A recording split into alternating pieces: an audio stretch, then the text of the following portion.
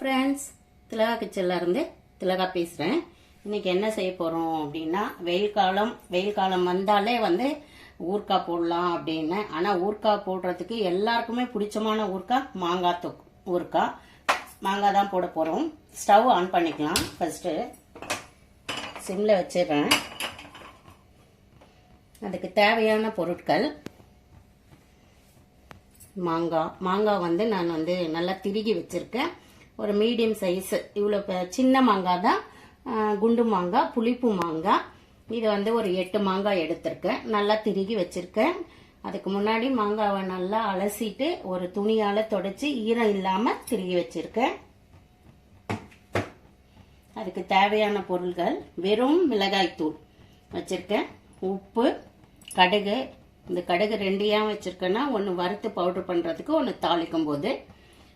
மஞ்சத்தூள், வெந்தயம், உளுந்து, மிளகாய் தாளிக்கும் போது. கொஞ்சம் பெருங்காயத்தூள். இது பெருங்காயத்தூள், உப்பு, தேவையான அளவு உப்பு கொஞ்சம் அதிகமாக கூட போட்டுக்கலாம். பிபி இருக்கவங்க கொஞ்சம் கம்மி பண்ணிக்கலாம். காரமும் உப்பும் அவங்கவுங்க தேவைக்கு ஏற்ற மாதிரி பாத்திரம் வச்சுருக்கேன். இப்போ நம்ம கடுகும் வெந்தயமும் வறுத்துக்கலாம். இது எவ்வளோன்னா, நான் 8 மாங்காய் இல்லைங்களா, 2 டீஸ்பூன் கடுகு போடுறேன்.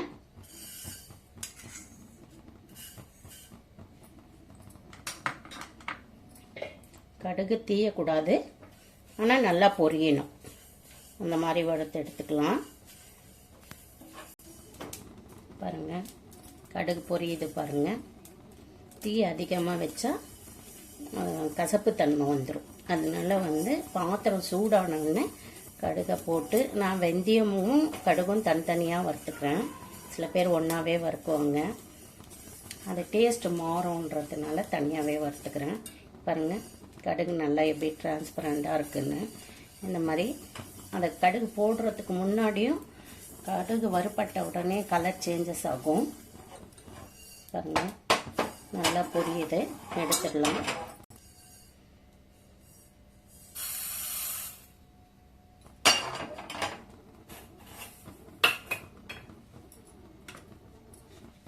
வெந்தயம் 2 டீஸ்பூன் போட்டுக்கிறேன். நான் ஏற்கனவே அளந்து தான் வச்சுருக்கேன் எல்லாமே. இதையும் வறுத்துக்கலாம். இதுவும் நல்லா செவந்து பொரிஞ்சு வரணும். தீயை மட்டும் மீடியமாக வச்சுக்கோங்க. இந்த ஊறுகாய்க்கு டேஸ்ட்டே இந்த கடுகு வெந்தயம் பவுட்ரு தாங்க. இது வறுக்கும் போதே ஒரு நல்ல ஸ்மெல் வரும். இதை நம்ம ரசம் சாதம் எடுத்துக்கிட்டாலே எல்லாத்துக்கும் தொட்டுட்டு சாப்பிட்லாம். இட்லி, தோசை, தயிர் சாதம், ரசம் சாதம், சாம்பார் சாதம், வெரைட்டி ரைஸு எல்லாத்துக்கும் இந்த ஊறுகாய் வச்சு சாப்பிட்லாங்க. யாருக்கெல்லாம் மாங்காய் ஊறுகாய் பிடிக்கும்னு சொல்லுங்கள்.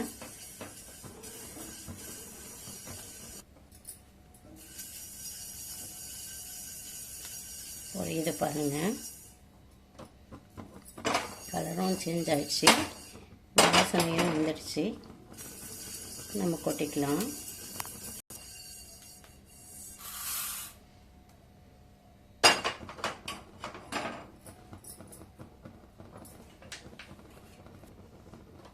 அது ஆறுறதுக்குள்ளே எண்ணெய் கொஞ்சம் சிம்மில் வச்சு ஊற்றிக்கலாங்க. ஒரு 100-150 ml எண்ணெய் நிறைய ஊற்றினா கெட்டு போகாமல் இருக்கும். ஆனால் ரொம்ப நாள் வச்சுக்க போகிறது இல்லை, இது கொஞ்ச நாள் வரைக்கும் தான். ஏன்னா நம்ம காயெல்லாம் வைக்கல, அப்படியே இன்ஸ்டண்ட்டாக தாளிக்கிறோம் இல்லைங்களா, அதனால் 3 மாதம் வரைக்கும் வச்சுக்கலாம். ஒரு 150 ml எண்ணெய் ஊற்றுறேன். இது 1/4 லிட்டருங்க.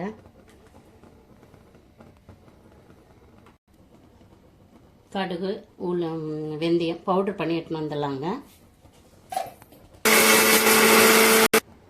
நல்லா நைஸாக பவுட்ரு பண்ணி அரைச்சிட்டு வந்துட்டோங்க.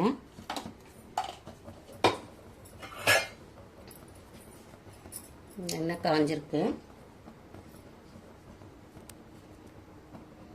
கடுகு போட்டுக்கலாம். உளுந்து 1 டீஸ்பூன்,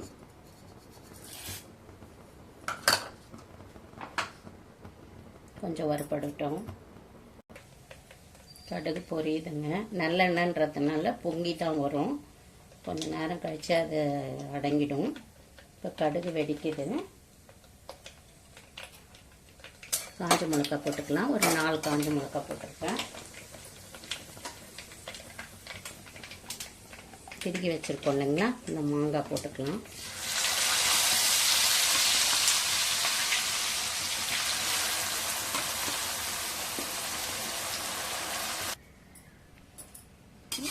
இந்த எண்ணெயில் கொஞ்சம் நேரம் வதங்கட்டோங்க. நம்ம இதை வந்து கொஞ்சம் கலரிலாம் விட வேணாம், லைட்டாக இது பண்ணிக்கலாம். இப்போ வந்து இதில் கொஞ்சம் மஞ்சத்தூள் போட்டுக்கோங்க.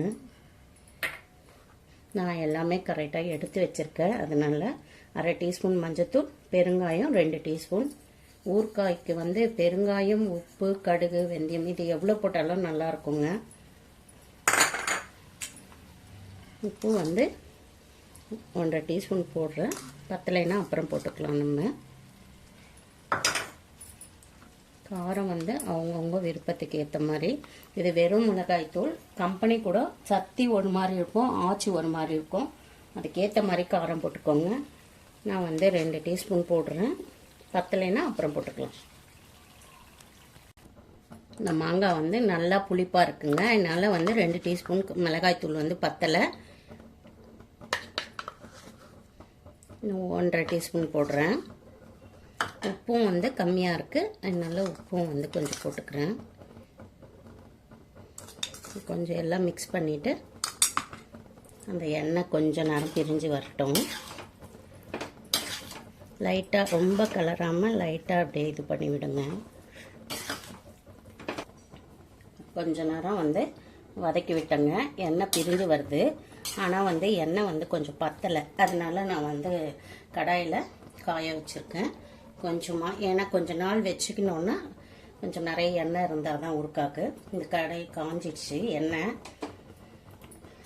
இதில் வந்து மாங்காய் ஊறுகாய்க்கு வந்து உங்களுக்கு நல்ல கலர் வேணும்னா காஷ்மீரி மிளகாய் தூள் இருக்குது இல்லைங்களா, அதை யூஸ் பண்ணலாம். அதை நல்லா ஃப்ரெஷ்ஷாக வாங்கி அரைச்சிங்கன்னா ஊறுகாய் ரொம்ப நாள் இருக்கும். நம்ம வந்து கடையில் பேக்கெட்டு மிளகாய் வாங்கி போட்டிங்கன்னா அது ஒரு லைட்டாக வந்து கொஞ்சம் நாள் ஆயிடுச்சுன்னா கொஞ்சம் கசப்பு தன்மை வரும்.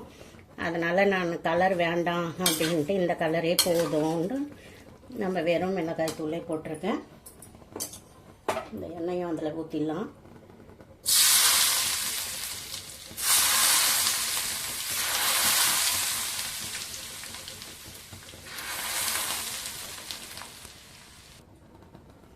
இப்போ எண்ணெய் போதுமானதாக இருக்குதுங்க. இது கொஞ்ச நாள் வரைக்கும் நம்மளுக்கு கெட்டு போகாமல் வரும். இப்போ வந்து நம்ம இந்த பவுடர் வெந்தயமும் கடுகும் வச்சுருக்கோம் இல்லைங்களா, அதை அப்படியே போட்டுடலாம்.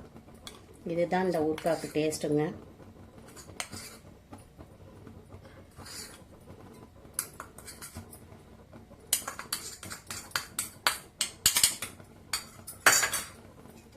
ஊறுகாய் பார்க்கும்போதே எப்படி இருக்குது பாருங்கள். இனிமேல் எங்கள் வீட்டு லஞ்ச் டிஃபனில் இந்த ஊறுகாய் இல்லாமல் கொஞ்ச நாளைக்கு ஓடாது. எனக்குலாம் அவ்வளோ பிடிக்குங்க. பிபியாவது கிபியாவது இதை வச்சு கொஞ்சம் தொட்டு சாப்பிட்டோம்னா 2 பிடி சாதம் எக்ஸ்ட்ரா உள்ளே போகுங்க.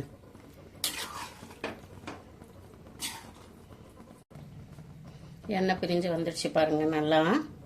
இதை வந்து நல்லா வந்து ஆற வச்சுட்டு ஒரு கண்ணாடி பாக்ஸில் இல்லை பீங்கான் பிளாஸ்டிக் பாக்ஸில், ஸ்டீல் பாக்ஸில் போடாதீங்க, இந்த பாக்ஸில் ஆற வச்சு நம்ம ஸ்டோர் பண்ணி வச்சிட்டோன்னா ஒரு 3 மாதத்துலேருந்து வச்சுக்கலாங்க.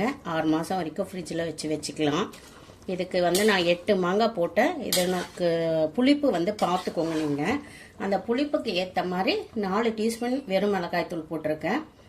கரெக்டாக இருக்குது. உப்பும் புளிப்பும் வந்து நீங்கள் செக் பண்ணிவிட்டு உங்கள் சுவைக்கேற்ற கூடவோ குறைச்சிக்கவோ செஞ்சுக்கலாம். மாங்காய் ரெடி ஊறுகாய், மாங்காய் தொக்கு ரெடி ஆயிடுச்சு. அடுத்து டிஃபன் பண்ண போகிறேங்க. இந்த கார தோசைக்கு தாங்க. இந்த கார தோசைக்கும் அந்த மாங்காய் வச்சு சாப்பிடும்போது ரொம்ப நல்லாயிருக்கும். இது வந்து துவரம்பருப்பு, உளுத்தம்பருப்பு, கடலைப்பருப்பு, பாசிப்பருப்பு, அரிசி, அப்புறம் இஞ்சி, பூண்டு, சோம்பு, காஞ்ச மிளகாய் இதெல்லாம் போட்டு அரைச்சி மாவு எடுத்து வச்சுருக்கேன். இங்கே கேரட் திருகி வச்சுருக்கேன். பசங்க காயெல்லாம் சாப்பிடாத பசங்க இந்த மாதிரி தோசை செய்யும்போது கேரட்டு கோசு போட்டால் ரொம்ப நல்லாயிருக்குங்க. இன்றைக்கி கேரட் இருந்தது, அதனால கேரட் போட்டேன். வெறும் கடுகு உளுந்து போட்டு தாளிச்சிக்கிறேன்.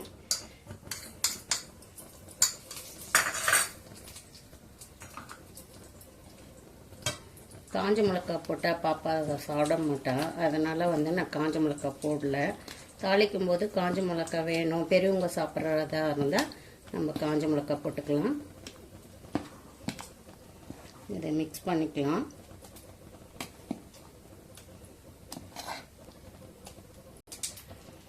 உப்பு வந்து நம்ம தோசை ஊற்றும் போது மிக்ஸ் பண்ணிக்கிட்டா சீக்கிரம் புளிக்காமல் இருக்கும். இது வந்து ரொம்ப புளிக்கவும் கூடாது இந்த கார தோசைக்கு.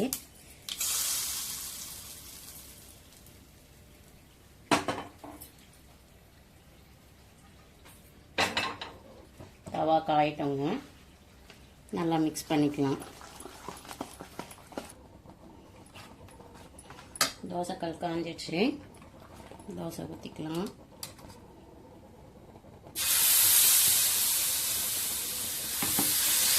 இதை வந்து மெலிசா தான் ஊற்றணும்னு இல்லை, முட்டாவும் ஊற்றலாம். மெலிசா ஊற்றினா ஒரு டேஸ்ட்டு, முட்டா ஊற்றினாலும் ஒரு டேஸ்ட்டு. யாருக்கு எது பிடிக்குமோ அந்த மாதிரி ஊற்றிக்கலாம்.